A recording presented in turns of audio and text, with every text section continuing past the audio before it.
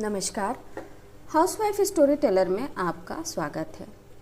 तो आज मैं प्रस्तुत हूँ आपके सामने मुंशी प्रेमचंद जी द्वारा लिखा गया उपन्यास वरदान का 8वां और अंतिम भाग लेकर। जैसे कि 7वें भाग में हमने सुना कि विरजन बहुत प्रसन्न है कि माधवी का विवाह होगा, लेकिन माधवी जानती है कि उसका विवाह अब नहीं होगा।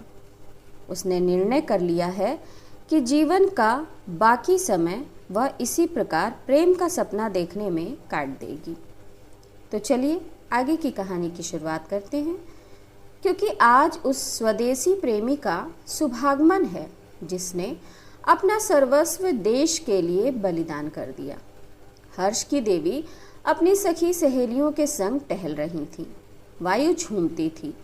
दुख और विषाद का कहीं नाम न था। ठौर ठौर पर बधाइयां बज रही थीं। पुरुष सुहावने वस्त्र पहने इठलाते थे। स्त्रियां 16 श्रृंगार किए मंगल गीत गाती थीं। बालक मंडली केसरिया साफे धारण किए किलौले करती थीं। हर पुरुष स्त्री के मुख से प्रसन्नता झलक रही थी, क्योंकि आज एक सच्चे जाति हितैषी का शुभागमन था, जिसने अपना सर्वस्व जाति के हित में भेंट कर दिया है। बालाजी अब अपने सुहृदयों के संग राजघाट की ओर चले तो सूर्य भगवान ने पूर्व दिशा से निकलकर उनका स्वागत किया। उनका तेजस्वी मुखमंडल ज्यों ही लोगों ने देखा, सहस्रों मुखों भारत माता की जय का घोर शब्द सुनाई दिया और वायुमंडल को चीरता हुआ आकाश शिखर तक जा पहुंचा। घंटों और शंखों की ध्वनि निनादित हुई और उत्सव का सरस राग वायु में गूंजने लगा। जिस प्रकार दीपक को देखते ही पतंगे उसे घेर लेते हैं, उसी प्रकार बालाजी को देखकर लोग बड़ी शीघ्रता से उनके चतुर्दिक एकत्र हो गए। भारत सभा के 125 सभ्यों ने अभिवादन किया। उनकी सुंदर वर्दियां और मंचले घोड़े नेत्रों में डूब जाते थे। इस सभा का एक एक सभ्य जाति का सच्चा हितैषी था और उसके उमंग भरे शब्द लोगों के चित्त को उत्साह से पूर्ण कर देते थे। सड़क के दोनों ओर दर्शकों की श्रेणी थी। बधाइयां बज रही थीं। पुष्प और मेघों की वृष्टि हो रही थी। ठौर ठौर नगर की ललनाएं श्रृंगार किए स्वर्ण थाल के थाल में कपूर, फूल और चंदन लिए आरती करती जाती थीं और दुकानें नवागता वधू की भांति सुसज्जित थी। सारा नगर अपनी सजावट से वाटिका को लज्जित करता था और जिस प्रकार श्रावण मास में चतुर्दिक सन्नाटा छा गया, सन्नाटे में यह राग ऐसा सुहावना प्रतीत होता था जैसे रात्रि के सन्नाटे में बुलबुल का चहकना। सारे दर्शक चित्र की भांति खड़े थे। दीन भारतवासियों, तुमने ऐसे दृश्य कहाँ देखे? इस समय जी भर कर देख लो। तुम वेश्याओं के नृत्य वाद्य से संतुष्ट हो गए। वीरांगनाओं की कामलीलाएं बहुत देख चुके, खूब सैर सपाटे किए, परंतु यह सच्चा आनंद और यह सुखद उत्साह जो इस समय तुम अनुभव कर रहे हो, तुम्हें कभी और भी प्राप्त हुआ था? मनमोहिनी वेश्याओं के संगीत और सुंदरियों का काम कौतुक तुम्हारी वैषयिक इच्छाओं को उत्तेजित करते हैं, किंतु तुम्हारे उत्साहों को और निर्बल बना देते हैं और ऐसे दृश्य तुम्हारे हृदयों में जातीयता और जाति अभिमान का संचार करते हैं। यदि तुमने अपने जीवन में एक बार भी यह दृश्य देखा है तो उसका पवित्र चिन्ह तुम्हारे हृदय से कभी नहीं मिटेगा। बालाजी का दिव्य मुखमंडल आत्मिक आनंद की ज्योति से प्रकाशित था और नेत्रों से जाति अभिमान की किरणें निकल रही थीं। जिस प्रकार कृषक अपने लहलहाते हुए खेत को देखकर आनंदोन्मत्त हो जाता है, वही दशा इस समय बालाजी की थी। जब राग बंद हो गया तो उन्होंने कई डंग आगे बढ़ाकर 2 छोटे छोटे बच्चों को उठाकर अपने कंधों पर बैठा लिया और बोले, भारत माता की जय। इस प्रकार शने शने लोग राजघाट पर एकत्र हुए। यहाँ गौशाला का एक गगन स्पर्शी विशाल भवन स्वागत के लिए खड़ा था। आंगन में मखमल का एक बिछावन बिछा हुआ था। गृह द्वार और स्तंभ फूल पत्तियों से सुसज्जित खड़े थे। आंगन के भीतर एक सहस्र गायें बंधी हुई थीं। बालाजी ने अपने हाथों से उनकी नांदों में खली भूसा डाला, उन्हें प्यार से थपकियां दी। एक विस्तृत गृह में संगमरमर का अष्टभुज कुंड बना हुआ था। वह दूध से परिपूर्ण था। बालाजी ने एक चुल्लू दूध लेकर नेत्रों से लगाया और पान किया।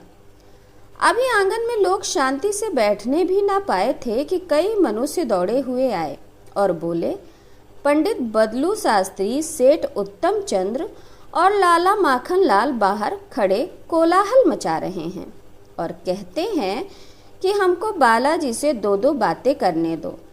बदलू शास्त्री काशी के विख्यात पंडित थे। उपाधि के लिए सहस्त्रों व्यय करते और मुख्य पदाधिकारियों का सम्मान और सत्कार करना अपना प्रधान कर्तव्य जानते थे। इन महापुरुषों का नगर के मनुष्यों पर बड़ा दबाव था। बदलू शास्त्री जब कभी शास्त्रार्थ करते तो निस्संदेह प्रतिवादी की पराजय होती। विशेषकर काशी के पंडे और प्राग वाले तथा इसी पंथ के अन्य धार्मिक गण तो उनके पसीने की जगह रुधिर बहाने को उद्धत रहते थे। शास्त्री जी काशी में हिंदू धर्म के रक्षक और महान स्तंभ प्रसिद्ध थे। उत्तम चंद्र और माखन लाल भी धार्मिक उत्साह की मूर्ति थे। ये लोग बहुत दिनों से बालाजी से शास्त्रार्थ करने का अवसर ढूंढ रहे थे। आज उनका मनोरथ पूरा हुआ। पंडों और प्रागवालों का एक दल लिए आ पहुंचे। बालाजी ने इन महात्माओं के आने का समाचार सुना तो बाहर निकल आए, परंतु यहाँ की दशा विचित्र पाई। उभय पक्ष के लोग लाठियां संभाले अंगरेख की बाहें चढ़ाए गूंथने को उद्धत थे। शास्त्री जी प्राग वालों को भिड़ने के लिए ललकार रहे थे और सेठ जी उच्च स्वर से कह रहे थे कि इन शूद्रों की धज्जियां उड़ा दो, अभियोग चलेगा तो देखा जाएगा, तुम्हारा बाल बाका ना होने पाएगा।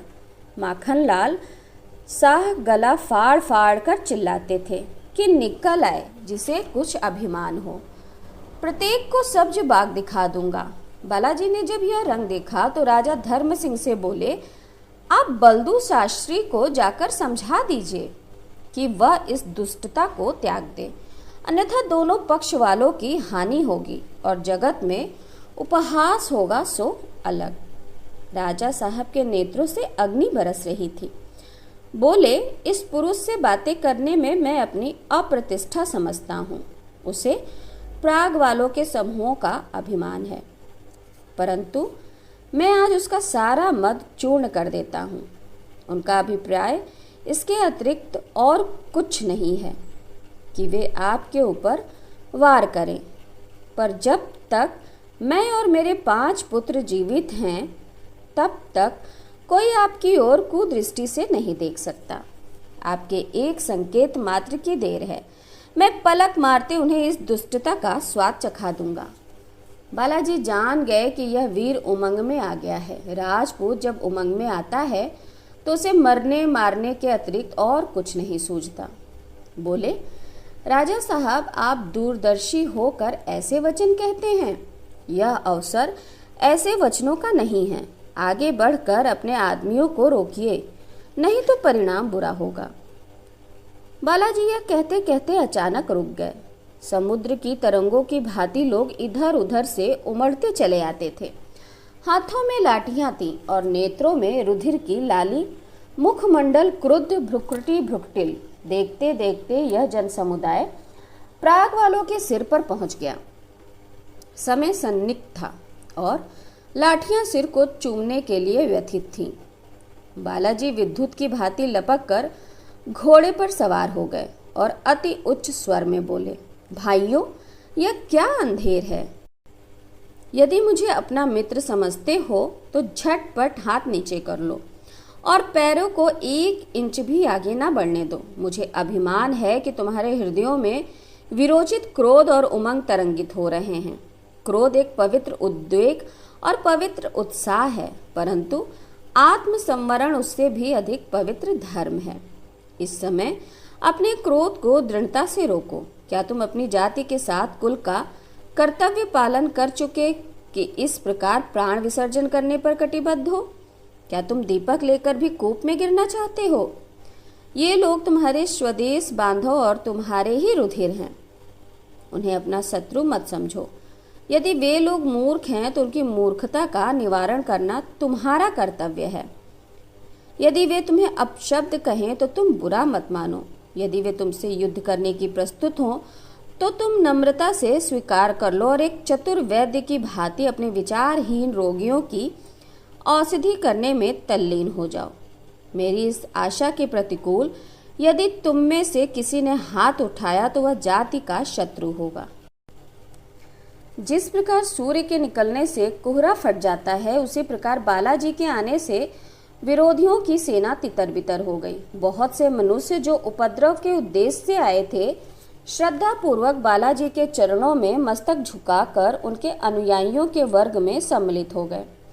बदलू शास्त्री ने बहुत चाहा कि वह पंडों के पक्षपात और मूर्खता को उत्तेजित करे, किंतु सफलता न हुई।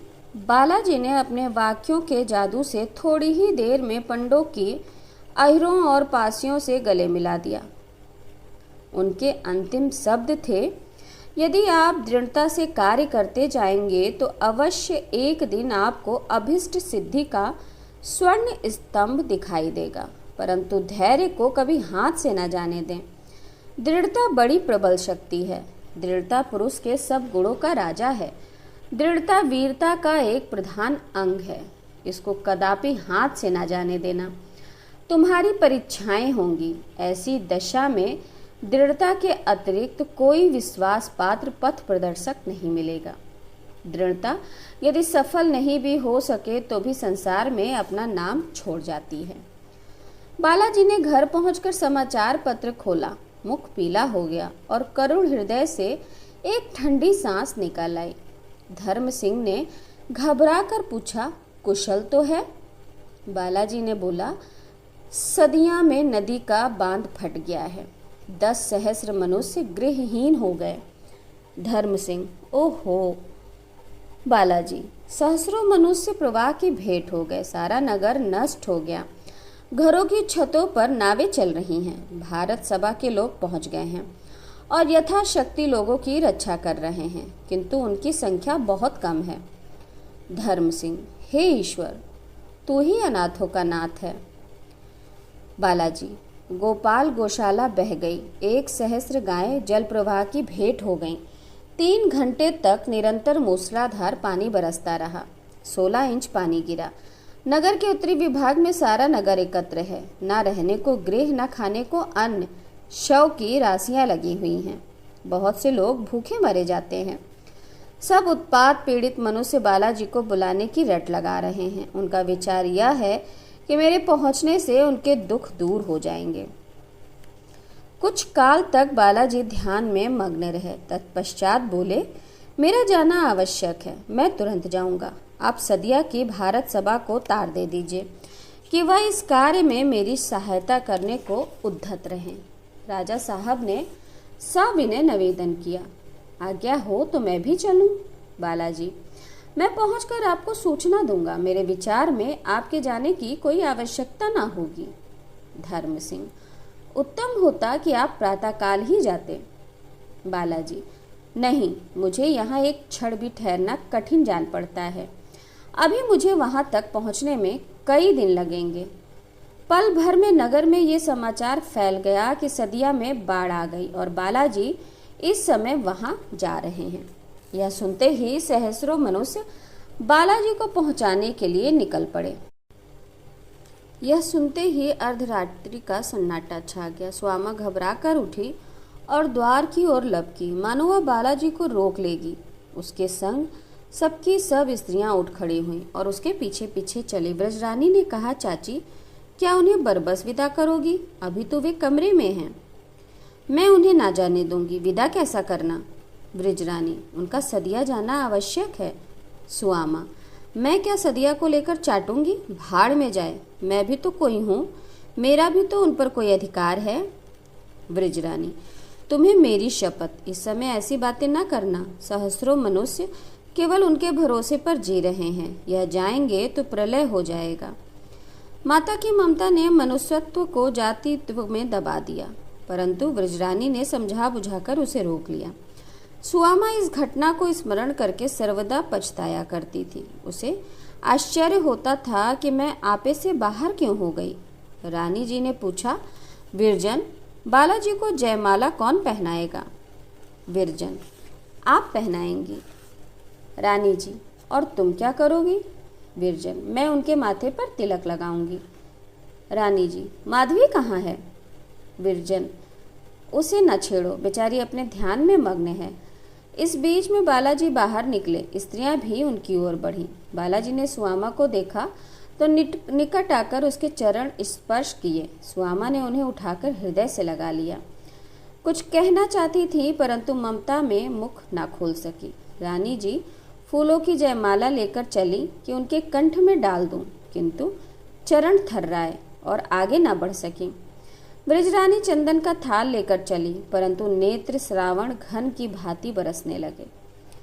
तब माधवी चली। उसके नेत्रों में प्रेम की झलक थी और मुंह पर प्रेम की लाली, अधरों पर मोहनी मुस्कान झलक रही थी और मन प्रेमानंद में मग्न था। उसने बालाजी की ओर ऐसी चितवन से देखा जो अपार प्रेम से भरी हुई थी। तब सिर नीचा करके फूलों की जयमाला उनके गले में डाली, ललाट पर चंदन का तिलक लगाया। लोक संस्कार की न्यूनता थी, वह भी पूरी हो गई। उस समय बालाजी ने गंभीर सांस ली। उन्हें प्रतीत हुआ कि मैं अपार प्रेम के समुद्र में बहा जा रहा हूँ। धैर्य का लंगर उठ गया और उस मनुष्य की भांति जो अकस्मात जल में फिसल पड़ा हो, उन्होंने माधवी की बाह पकड़ ली। परंतु हाँ, जिस तिनके का उन्होंने सहारा लिया वह स्वयं प्रेम की धार में तीव्र गति से बहा जा रहा था। उनका हाथ पड़ते ही माधवी के रोम रोम में बिजली दौड़ गई। शरीर में श्वेत बिंदु झलकने लगे और जिस प्रकार वायु के झोंके से पुष्प दल पर पड़े हुए ओस के जल कण पृथ्वी पर गिर पड़ते हैं, उसी प्रकार माधवी के नेत्रों से अश्रु के बिंदु बालाजी के हाथ पर टपक पड़े। ये प्रेम के मोती थे जो उन मतवाली आंखों ने बालाजी को भेंट किए। आज से ये आंखें फिर ना रोएंगी। आकाश पर तारे छिटके हुए थे और उनकी आड़ में बैठी हुई स्त्रियां यह दृश्य देख रही थीं। आज प्रातःकाल बालाजी के स्वागत में यह गीत गाया था, बालाजी तेरा आना मुबारक होवे। और इस समय स्त्रियां अपने मन भावन स्वरों में गा रही हैं, बालाजी तेरा जाना मुबारक होवे। आना भी मुबारक था और जाना भी मुबारक है। आने के समय भी लोगों के आंखों से आंसू निकले थे और जाने के समय भी लोगों के आंखों से आंसू निकल रहे हैं। कल वे नवागत के अतिथि स्वागत के लिए आए थे, आज उनकी विदाई कर रहे हैं। उनके रंग रूप पूर्ववत हैं, परंतु उनमें कितना अंतर है। माधवी प्रथम ही से मुरझाई हुई कली थी। निराशा ने उसे खाक में मिला दिया था। 20 वर्ष की तपस्विनी योगिनी हो गई थी। उस बेचारी का भी जीवन कैसा था? या तो मन में कोई अभिलाषा ही उत्पन्न ना हुई, या हुई तो दुर्देव ने उसे कुसुमित ना होने दिया। उसका प्रेम एक अपार समुद्र था। उसमें ऐसी बाढ़ आई कि जीवन की आशाएं और अभिलाषाएं सब नष्ट हो गईं। उसने योगिनी के से वस्त्र पहन लिए, वह सांसारिक बंधनों से मुक्त हो गई। संसार इन्हीं इच्छाओं और आशाओं का दूसरा नाम है। जिसने उन्हें नैराश्य नद में प्रवाहित कर दिया, उसे संसार में समझना भ्रम है। इस प्रकार के मत से मतवाली योगिनी को एक स्थान पर शांति न मिलती थी। पुष्प की सुगंधि की भांति देश देश भ्रमण करती और प्रेम के शब्द सुनती फिरती थी। उसके प्रीत वर्ण पर गेरवे रंग का वस्त्र परम शोभा देता था। इस प्रेम की मूर्ति को देखकर लोगों के नेत्रों से अश्रु टपक पड़ते थे। जब अपनी वीणा बजाकर कोई गीत गाने लगती तो सुनने वालों के चित्त अनुराग में पक जाते थे। उसका एक एक शब्द प्रेम रस में डूबा होता था। मतवाली योगिनी को बालाजी के नाम से प्रेम था। वह अपने पदों में प्रायः उन्हीं की कीर्ति सुनाती थी। जिस दिन से उसने योगिनी का वेश धारण किया, और लोक लाज को प्रेम के लिए परित्याग कर दिया, उसी दिन से उसकी जिह्वा पर माता सरस्वती बैठ गईं। उसके सरस पदों को सुनने के लिए लोग सैकड़ों कोस चले जाते थे। जिस प्रकार मुरली की ध्वनि सुनकर गोपियां घरों से व्याकुल होकर निकल पड़ती थीं, उसी प्रकार इस योगिनी की तान सुनते ही श्रोता जनों का नद उद्मड़ पड़ जाता था। उसके पद सुनना आनंद के प्याले पीना था। इस योगिनी को किसी ने हंसते या रोते नहीं देखा। उसे ना किसी बात पर हर्ष था, ना किसी बात पर विषाद। जिस मन में कामनाएं ना हो वह क्यों हंसे और क्यों रोए। उसका मुखमंडल आनंद की मूर्ति था। उस पर दृष्टि पड़ते ही दर्शक के नेत्र पवित्र आनंद से परिपूर्ण हो जाते थे। तो ये उपन्यास यहाँ समाप्त होता है। आप लोगों से विशेष अनुरोध कि मेरे चैनल को लाइक करिए, शेयर करिए और सब्सक्राइब करिए। नमस्ते।